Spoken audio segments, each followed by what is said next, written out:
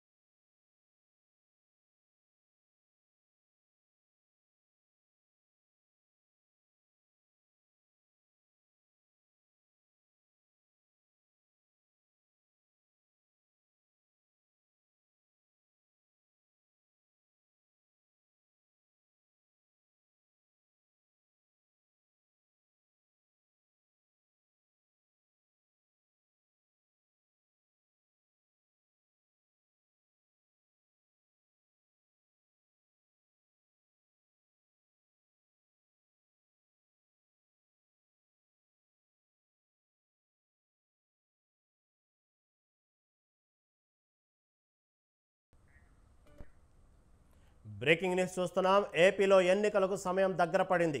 నామినేషన్ల పర్వం ఊపందుకుంది. ఈ నేపథ్యంలో ఇవాళ టీడీపీ అభ్యర్థులకు బీఫారాలు ఇవ్వనున్నారు పార్టీ అధినేత చంద్రబాబు. కొన్ని సెగ్మెంట్లలో అభ్యర్థిత్వాల మార్పుపై తర్జన భర్జనలో ఉంది టీడీపీ. కొలిక్కిరాని సీట్లలోని అభ్యర్థులకు బీఫారాల జారీని పెండింగ్లో పెట్టే ఛాన్స్ ఉంది.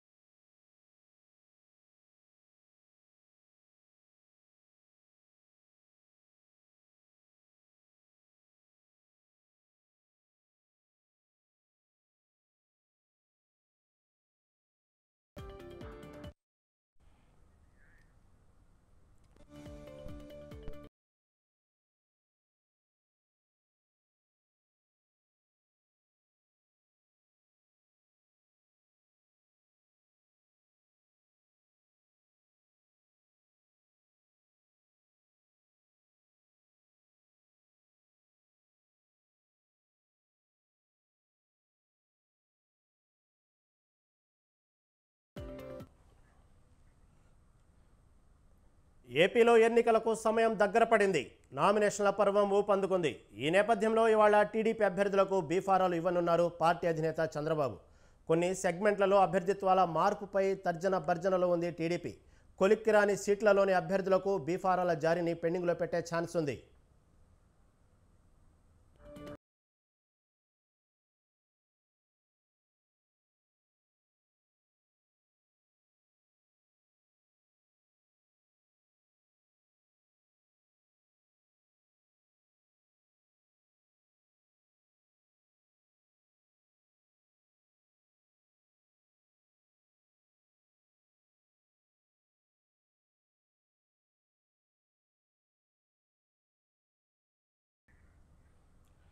తెలుగుదేశం పార్టీ పెండింగ్లో పెట్టిన బీఫారాల గురించి మరింత సమాచారం మా ప్రతినిధి వీరాస్వామి అందిస్తారు.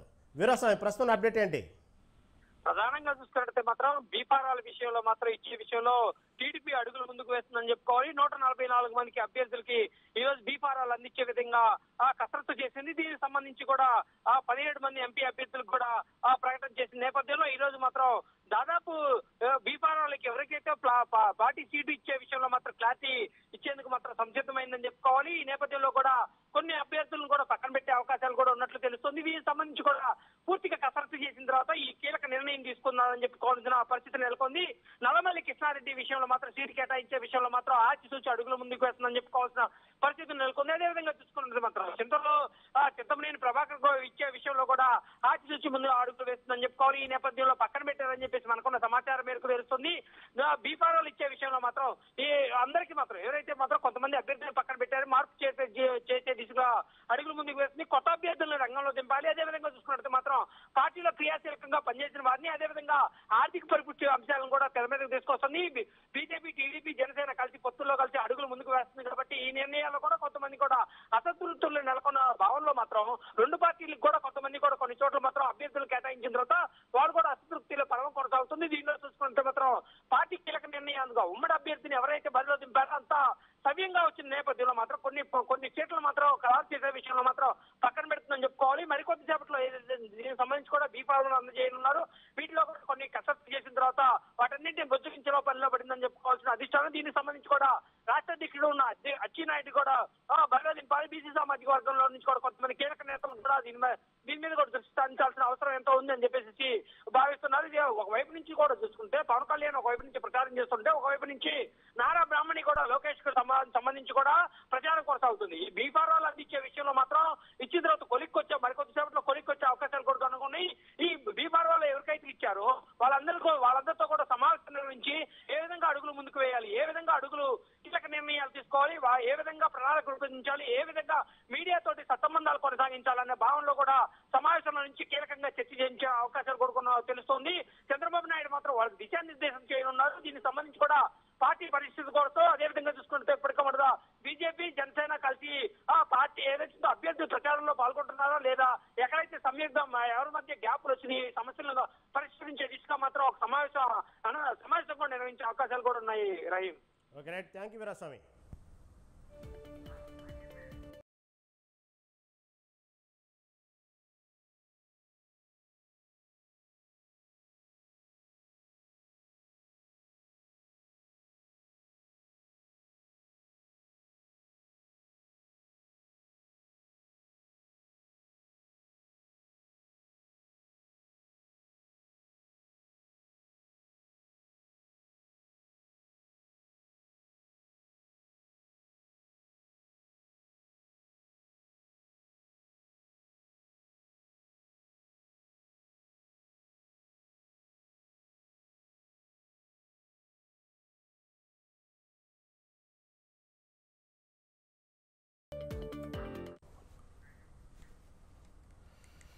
చివరి నిమిషంలో దెందులూరు టికెట్పై ట్విస్ట్ నెలకొంది. బీఫారం తీసుకోవడానికి రావద్దని చింతమనేనికి సమాచారం ఇచ్చినట్లు తెలుస్తుంది. 2 రోజుల క్రితం బీఫారం తీసుకోవడానికి రావాలని చింతమనేనికి సూచనలు చేశారు. ఈ నేపథ్యంలో నామినేషన్ వేయడానికి సిద్ధమవుతున్నారు చింతమనేని. అయితే బీజేపీతో అనపర్తి సీట్ అడ్జస్ట్మెంట్లో భాగంగా దెందులూరు విషయంపై టీడీపీ కసరత్తు చేస్తుంది. మడకసిర, ఉండి, పాడేరు, సూళ్లూరుపేట, మాడుగుల వంటి సెగ్మెంట్లలో అభ్యర్థులను మారుస్తారనే ప్రచారం కూడా జరుగుతుంది. దీనిపై మరింత సమాచారం ఏలూరు నుంచి మా ప్రతినిధి మురళీధర్ అందిస్తారు. ఫస్ట్ నుంచి దెందులూరు టికెట్ మీద చింతమనేని ప్రభాకర్ ఫస్ట్ నుంచి అతనికి కేటాయించరా అని చెప్పేసి గత కొన్ని రోజులుగా చర్చ జరుగుతూనే ఉంది. ఆ నేపథ్యంలో అయితే చివరి నిమిషంలోనే గత 2 రోజుల క్రితం చింతమనేని ప్రభాకర్ టికెట్ కేటాయిస్తున్నామని చెప్పేసి అధిష్టానం చెప్పింది. బీఫామ్ తీసుకునేందుకు రమ్మని కూడా ఈ రోజు రమ్మని చెప్పి కూడా చెప్పడం జరిగింది. అయితే ఉదయం మాత్రం విజయవాడ రావద్దు, బీఫామ్ కి ఇంకా తీసుకుని రావద్దు, మీకు కొంచెం వెయిట్ చేయాలి, మళ్ళీ ఫోన్ చేసి చెప్తామని చెప్పేసి చెప్పడంతో ఇక్కడ తెలుగుదేశం పార్టీ నేతలు కానీ కార్యకర్తలు కానీ చాలా ఆందోళన వ్యక్తం చేస్తున్నారు. దెందులూరు నియోజకవర్గం అంటే తెలుగుదేశం పార్టీకి ఒక కంచుకోట లాంటి నియోజకవర్గాన్ని అనవసరంగా పార్టీ నాశనం చేస్తుంది. చింతమనేని ప్రభాకర్ కాకుండా ఏ క్యాండిడేట్ అయినా ఓడిపోవడం ఖాయమని చెప్పేసి పార్టీ నేతలు చెప్తున్నారు. అయితే పార్టీ అధిష్టానం మాత్రం చెప్తుంది, లోకేష్ లేక అతని టీం సభ్యులు చెప్తున్నారు, ఈ ఈసారి చింతమనేని ప్రభాకర్ కొద్దిగా మైనస్ లో ఉన్నాడు, ఎన్నికల్లో గెలవడం చాలా కష్టంగా ఉంది, దాని మీద ఒకసారి మార్పులు చేర్పులు చేయవలసి వస్తుందని చెప్పేసి వారం రోజుల క్రితం కూడా ఇదే వార్త వచ్చింది. అయితే చింతమనేని ప్రభాకర్ తీవ్రస్థాయిలో వ్యతిరేకించడం, టికెట్ ఇవ్వకపోతే ఇండిపెండెంట్ అయినా పోటీ చేస్తాను, టికెట్ మాత్రం వెనక తగ్గేది లేదని చెప్పి కరాఖండిగా చెప్పడం వల్ల మరోసారి ఆలోచనలో పడి అది తెలుగుదేశం పార్టీ నేతలు మరోసారి చింతమనేని ప్రభాకర్ కి బీఫామ్ ఇస్తామని చెప్పేసి 2 రోజుల క్రితం చెప్పడం, ఈ లోపల ఆయనకి రేపు నామినేషన్ 22వ తారీఖు నామినేషన్ కార్యక్రమానికి అన్ని ఏర్పాట్లు పూర్తి చేశారు. ఇప్పటికే బ్యానర్లు వేసుకోవడం కానీ లేకపోతే అన్ని రకాల సిద్ధం చేసుకొని మొత్తం అన్ని సిద్ధం చేశారు. ఈ నేపథ్యంలో ఇప్పుడు బీఫామ్ తీసుకోవడానికి రావద్దు ఆగండి అని చెప్పేసి రావడంతో చింతమనేని ప్రభాకర్ నివాసంలో తీవ్ర ఉద్రిక్తత ఏర్పడింది. మొత్తం చుట్టుపక్కల ప్రాంతాల నుంచి చుట్టుపక్కల మండలాల నుంచి గ్రామస్తులు అందరూ అతని అభిమానులు అందరూ వచ్చి అక్కడ చేసుకొని నిరసన వ్యక్తం చేస్తారు. పూర్తి స్థాయిలో టికెట్ ఎందుకు ఇవ్వట్లేదు, పార్టీని నమ్ముకున్న వ్యక్తికి ఇవ్వట్లేదు అని చెప్పేసి తీవ్ర స్థాయిలో ఆగ్రహం వ్యక్తం చేస్తారు. అయితే చింతమనేని ప్రభాకర్ మాత్రం సమయంలో వ్యవహరించండి, ఏదో కొద్దిగా అడ్జస్ట్మెంట్ బీజేపీ తోటి సీట్ కేటాయించడం వల్ల కొన్ని అడ్జస్ట్మెంట్లు జరుగుతున్నాయి, కానీ మాది అధిష్టాన నిర్ణయాన్ని మనం కట్టుబడి ఉండాలి, మనం ఇప్పుడు ఎటువంటి నిర్ణయం తీసుకోకూడదని చెప్పి సముదాయిస్తున్నా కానీ ఇక్కడ పార్టీ నేతలు మాత్రం తీవ్ర ఆందోళన వ్యక్తం చేస్తున్నారు. చింతమనేని ప్రభాకర్ కాకుండా ఈ నియోజకవర్గంలో ఎవరు పోటీ చేసినా కనీసం అతని డిపాజిట్ కూడా రావని చెప్పేసి వాళ్ళు చెప్తున్నారు. మరో పక్క ఏంటంటే అనపర్తి సీటు తెలుగుదేశం తీసుకొని ఇక్కడ ఏలూరు సీట్ ఏమో బీజేపీకి సంబంధించిన గారపాటి చౌదరి అంటే ఎంపీగా పోటీ చేస్తా అని చెప్పేసి గత 4 సంవత్సరాల నుంచి ఇక్కడ ఏర్పాట్లు చేసిన బీజేపీగా కింద స్థాయి నుంచి పనిచేసుకుని వస్తున్న వ్యక్తికి ఎంపీ కింద పోటీ చేస్తా అంటే ఆ ఎంపీ సీట్ రాకపోవడంతో అతనికి ఏదో రకంగా అకామిడేట్ చేయాలి కాబట్టి తప్పనిసరి పరిస్థితుల్లో నెల్లూరు నియోజకవర్గాన్ని గారపాటి చౌదరికి ఇవ్వాలని చెప్పేసి ఒక వాదన కూడా వినబడ్డది చాలా రోజుల నుంచి. ఇప్పుడు కూడా అదే అవుతుందని చెప్పేసి ఒక చర్చ జరుగుతుంది. మరి అయితే ప్రభుత్వం తెలుగుదేశం అధిష్టానం ఏ నిర్ణయం తీసుకున్నో తెలియదు. అయితే మాత్రం చింతమనేని ప్రభాకర్ టికెట్ ఇవ్వకపోతే మాత్రం అతను ఇండిపెండెంట్ గానే రంగంలో సిద్ధంగా ఉండడానికి మాత్రం సిద్ధంగా ఉన్నాడు. ఎట్టి పరిస్థితి వెనక తగ్గేది లేదు, అన్ని ఏర్పాట్లు చేసుకున్నాను. ఇక 2 రోజుల క్రితం కూడా ఇదే మాట చెప్పాడు, ఒకవేళ పార్టీ నుంచి టికెట్ రాకపోతే తప్పని పరిస్థితుల్లో బుజ్జగింపులు వీటిలో నాటిలోని ఎన్నకపోతే గచ్చందేళ్ల పరిస్థితి ఇండిపెండెంట్ అన్న రంగంలో తీసాను కానీ వెనక తగ్గేది లేదని చెప్పేసి ఆయన కరాఖండిగా చెప్తున్నారు. Thank you mridang.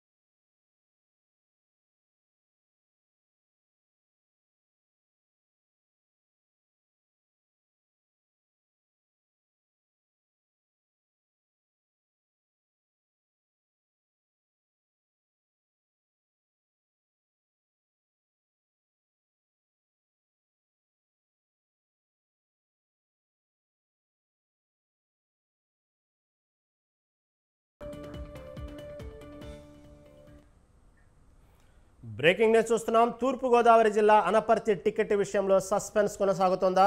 టీడీపీ అభ్యర్థిగా పోటీ చేయాలని భావిస్తున్న నల్లెమిల్లి రామకృష్ణారెడ్డి టికెట్పై ఇంకా స్పష్టత రాలేదని తెలుస్తోంది.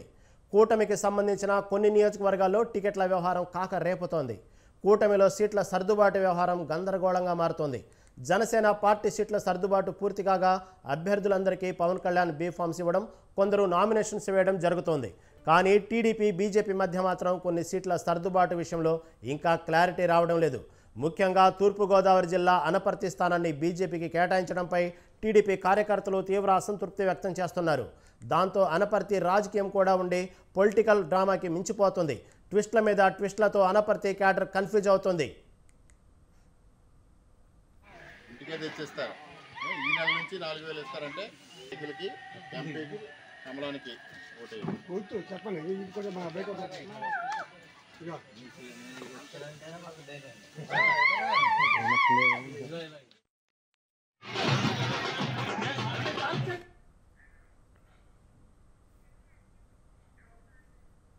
ఇదిలా ఉంటే బీజేపీలో చేరాలంటూ నల్లమిల్లి రామకృష్ణారెడ్డిపై ఆ పార్టీ పెద్దల నుంచి ఒత్తిడి పెరుగుతోంది.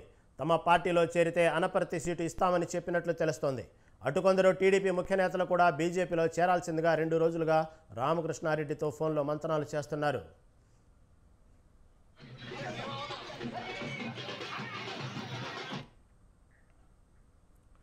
నల్లమిల్లి రామకృష్ణారెడ్డితో టీడీపీ నేత గోరంట్ల బుచ్చయ్య చౌదరి, సుజయ్ కృష్ణ రంగారావులు మంతనాలు జరిపినట్లు తెలుస్తోంది.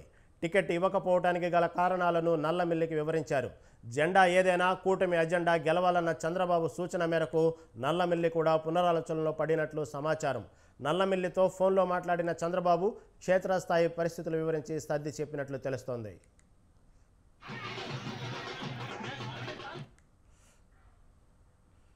నల్లమిల్లి వ్యవహారంపై మరింత సమాచారం మా ప్రతినిధి అందిస్తారు.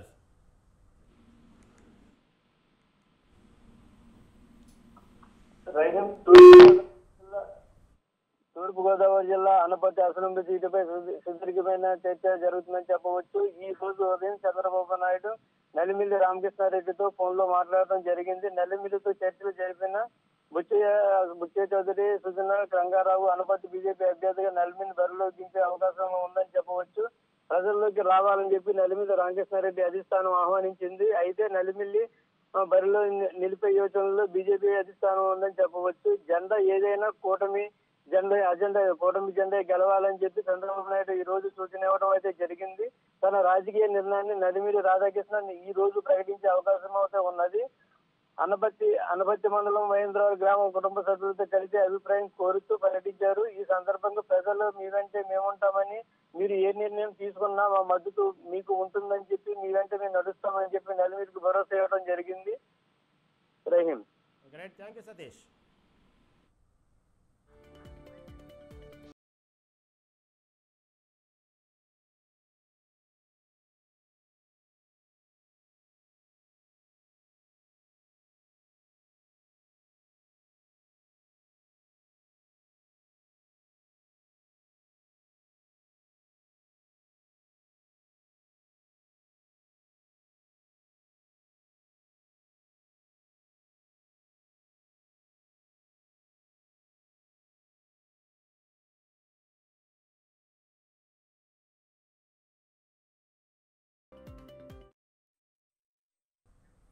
సుగంధ ద్రవ్యాలలో ఒక్కొక్క దినుసుకి ఒక్కొక్క ప్రత్యేకత ఉంటుంది. అలాంటి వాటిలో ఒకటి గసగసాలు. దీని గురించి తయారయ్యే నల్లమందును ఆయుర్వేద, హోమియో, అల్లోపతి ఔషధాల తయారీలో వినియోగిస్తారు. దగ్గుమందు, పెయిన్ కిల్లర్స్ తయారీలో దీనికి వాడతారు. అయితే నల్లమందు, ఓపియం, మార్ఫిన్ ఉత్పత్తిని రాజస్థాన్ ముఠా క్యాష్ చేసుకుంటుంది. ఈ ముఠా గుట్టును ఎక్సైజ్ శాఖ అధికారులు రట్టు చేశారు.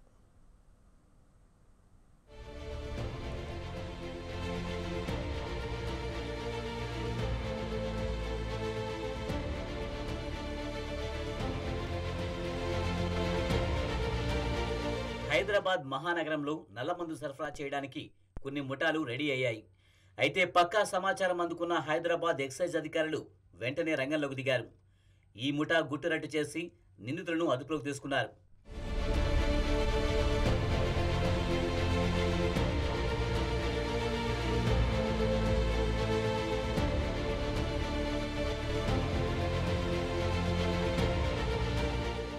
గత 15 రోజులుగా రాజస్థాన్ నుంచి హైదరాబాద్ నగరానికి నల్లమంది సరఫరా అవుతుందని హైదరాబాద్ ఎక్సైజ్ సూపరింటెండెంట్ విజయ్ తెలిపారు.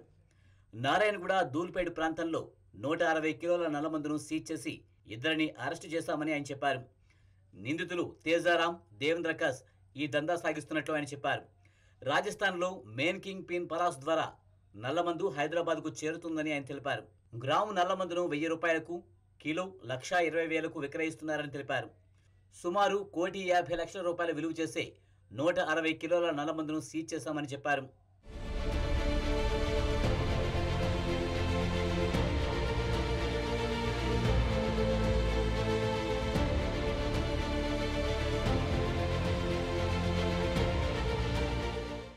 ఆరోగ్యమే మహాభాగ్యం. పోపులు పెట్టదని సుగంధ ద్రవ్యాలు ఆరోగ్య కారకాలు. ఈ ఆరోగ్య కారక సుగంధ ద్రవ్యాల నుంచి నిందితులు నిషేధిత డ్రగ్స్ తయారు చేసి యువతను మత్తుకు బానిసలు చేస్తున్నారు. నేరగాళ్లు గసగసాల పంట పండించి దీని ద్వారా హెరాయిన్, మార్ఫిన్ డ్రగ్స్ తయారు చేస్తున్నారు. నల్లమందు ద్వారా 0.32 మిల్లీగ్రాముల హెరాయిన్, 1/2 గ్రామ్ మార్ఫిన్ టీ కాఫీలో వేసుకుంటే చాలు గమ్మత్తుగా మత్తు వచ్చేస్తుంది. ఔషధాల తయారీలో నల్లమందును ఎంతో పకడ్బందీగా ప్రమాణాలు పాటిస్తూ వినియోగిస్తారు. ఆయుర్వేదం, హోమియో, అల్లోపతి మందుల్లో దీనిని పాల ప్రకారం వాడతారు. దగ్గుమందులు, పెయిన్ కిల్లర్స్ తయారీలో దీనిని ఉపయోగిస్తారు. ముఖ్యంగా క్యాన్సర్ రోగులకు వాడే ఔషధాల్లో దీనిని అధికంగా వినియోగిస్తారు. నల్లమందు నేరుగా మనిషి నాడీ వ్యవస్థపై పనిచేస్తుంది. శారీరక శ్రమ చేసి అలసిపోయిన శ్రామికులకు తీవ్ర బాధల ఉపశమనానికి ప్రమాణాలు పాటిస్తూ కొన్ని ఔషధాల్లో వాడే నల్లమందును కొకైన్, హెరాయిన్ తదితర ప్రమాదకర మాదక ద్రవ్యాల్లో వినియోగించి ఎందరో అమాయకులను దీనికి బానిసలుగా మారుస్తున్నారు. దీనికి బానిసైన ఎందరో జీవోత్సవాలుగా మారుతున్నారు. మరెందరో మృత్యువాత పడుతున్నారు.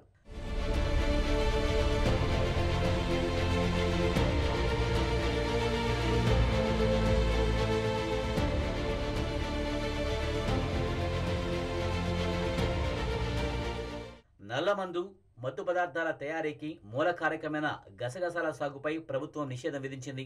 మధ్యప్రదేశ్, ఉత్తరప్రదేశ్, రాజస్థాన్ రాష్ట్రాల్లో ఎంపిక చేసిన కొన్ని ప్రాంతాల్లో మాత్రమే ఈ సాగుకు అనుమతి ఉంది. ఈ పంట సాగు చేయాలంటే కేంద్ర అనుమతి అవసరం. దీనికి సెంట్రల్ బ్యూరో ఆఫ్ నార్కోటిక్స్ జారీ చేసే లైసెన్స్ తప్పనిసరి.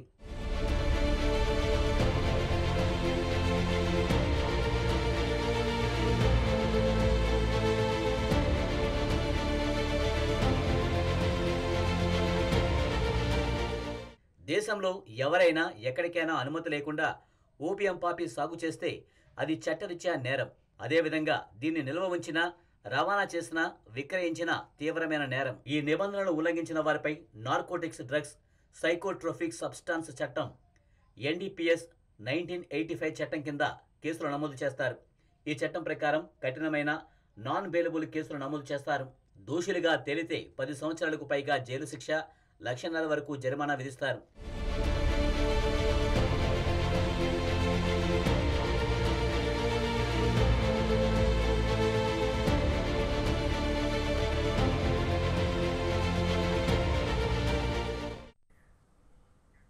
బోధన్ మాజీ ఎమ్మెల్యే షకీల్ కొడుకు రాహిల్ కేసులో రోజుకో కొత్త విషయం బయటపడుతుంది. గతంలో తండ్రి అధికార బలంతో రెచ్చిపోయిన రాహిల్కు పోలీసులు ఉచ్చు బిగిస్తున్నారు. ఇప్పటికే ప్రజాభవన్ యాక్సిడెంట్ కేసులో రాహిల్ విచారణ ఎదుర్కొంటున్నారు. మరో జూబిలీహిల్స్ రోడ్డు ప్రమాద కేసులో కూడా విచారణ ముమ్మరం చేశారు. గతంలో ఈ కేసు దర్యాప్తును పక్కదారి పట్టించిన అధికారులపై ఉన్నతస్థాయి అధికారులు చర్యలు తీసుకున్నారు.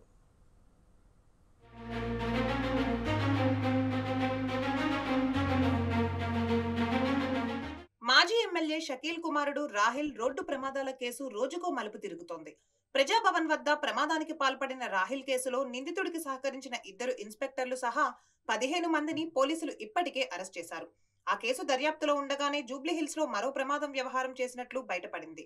ఆ కేసులోనూ అప్పుడు కేసును దర్యాప్తు చేసిన పలువురు అధికారులపై సస్పెన్షన్ వేటు వేశారు. రాహిల్ ను కాపాడేందుకు సహకరించిన అధికారులపై ఉన్నతాధికారులు సస్పెన్షన్ వేటు వేస్తున్నారు.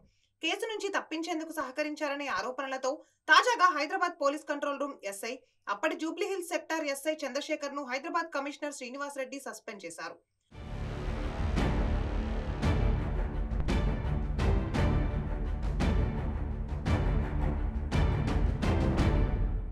ఘటన జరిగిన సమయంలో సుదర్శన్ బంజారాహిల్స్ ACPగా రాజశేఖర్ రెడ్డి జూబ్లీహిల్స్ ఇన్స్పెక్టర్ గా ఉన్నారు. కాగా ఇప్పటికే బోధన్ CI ప్రేమ్ కుమార్ ను విధుల నుంచి తొలగించగా పంజగుట్ట పోలీస్ స్టేషన్ ను ప్రక్షాళన చేసి అక్కడ పనిచేస్తున్న అందరినీ బదిలీ చేశారు. ఈ కేసు దర్యాప్తులో భాగంగా 3 అధికారుల వాంగ్మూలాన్ని సైతం పోలీసులు రికార్డ్ చేశారు. ఇందులో భాగంగా అప్పుడు లొంగిపోయిన నిందితుడు ఆఫ్రాన్ స్టేట్మెంట్ ను న్యాయమూర్తి ఎదుట రికార్డ్ చేసేందుకు కోర్టు అనుమతి కోరినట్లు సమాచారం. 2022 మార్చి 17న జూబ్లీహిల్స్ లో జరిగిన రోడ్డు ప్రమాదంలో ఓ చిన్నారి మృతి చెందిన కేసు పునర్విచారణలో రాహుల్ కీలక నిందితుడిగా పోలీసులు గుర్తించారు. ఈ కేసులో ఆఫ్రాన్ తానే నేరం చేసినట్లుగా లొంగిపోయాడని పోలీసులు ప్రకటించారు. స్టీరింగ్ పై వేలిముద్రలు ఆఫ్రాన్ వేలిముద్రలతో సరిపోయాయని పోలీసులు తెలిపారు. కానీ ఇటీవల రాహిల్ తన కారుతో ముఖ్యమంత్రి క్యాంపు కార్యాలయం వద్ద బారికేడ్లను ఢీకొన్న ప్రమాదంలో అతడిని తప్పించేందుకు సహకరించిన 2 ఇన్స్పెక్టర్లపై క్రిమినల్ కేసు నమోదైన నేపథ్యంలో పాత కేసుపై అనుమానాలు మొదలయ్యాయి. పాత కేసుపై హైదరాబాద్ పశ్చిమ మండలం DCP విజయ్ కుమార్ ప్రత్యేక దృష్టి సారించి దర్యాప్తును తిరిగి ప్రారంభించారు. మహారాష్ట్ర నుంచి బాధితురాలను తీసుకువచ్చి వాంగ్మూలాలు సేకరించారు. కేసులో రాజీ కుదుర్చుకొని వైద్య చికిత్స కోసం 2 లక్షలను బాధితురాలకు ఇచ్చినట్టు దర్యాప్తులో తేలింది. మరోవైపు రాహిల్ స్వయంగా వాహనం నడిపినా కేసును సరిగ్గా దర్యాప్తు చేయకపోవడంతో అప్పట్లో అతడు తప్పించుకునేందుకు ఆస్కారం ఏర్పడిందని హైదరాబాద్ పోలీస్ ఉన్నతాధికారులు నిర్ణయానికి వచ్చినట్లు తెలిసింది. ఈ క్రమంలోనే అప్పటి అధికారులపై చర్యలు తీసుకుంటున్నట్లు సమాచారం. జూబ్లీహిల్స్ లో నమోదైన కేసు వ్యవహారంలో తనను అరెస్టు చేయొద్దని షకీల్ కుమారుడు హైకోర్టును ఆశ్రయించాడు. కేసులో ఇరుపక్షాల వాదనలు విన్న కోర్టు తీర్పును ఈ నెల 22కు వాయిదా వేసింది.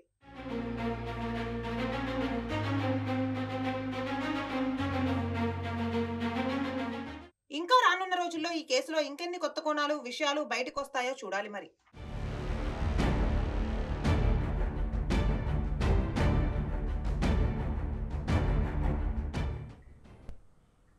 ఉత్తరప్రదేశ్లోని మొరదాబాద్ లోక్సభ స్థానం నుంచి పోటీ చేస్తున్న బీజేపీ అభ్యర్థి కున్వర్ సర్వేస్ సింగ్ గుండెపోటుతో చనిపోయారు. గుండెపోటు రావడంతో వెంటనే ఎయిమ్స్ తరలించిన సర్వేస్ సింగ్ ఆసుపత్రిలో మరణించారు. ఏప్రిల్ 19న తొలి దశలో మొరదాబాద్ పార్లమెంటరీ నియోజకవర్గానికి పోలింగ్ జరిగింది. ఈ నియోజకవర్గం నుంచి బీజేపీ అభ్యర్థిగా కున్వర్ సర్వేస్ సింగ్ పోటీ చేశారు. పోలింగ్ జరిగిన మర్నాడే ఆయన మరణించడంతో పార్టీ శ్రేణులు ఆవేదనకు గురయ్యారు. కున్వర్ సర్వేస్ సింగ్ మృతి పట్ల ఉత్తరప్రదేశ్ ముఖ్యమంత్రి యోగి ఆదిత్యనాథ్ సంతాపం ప్రకటించారు.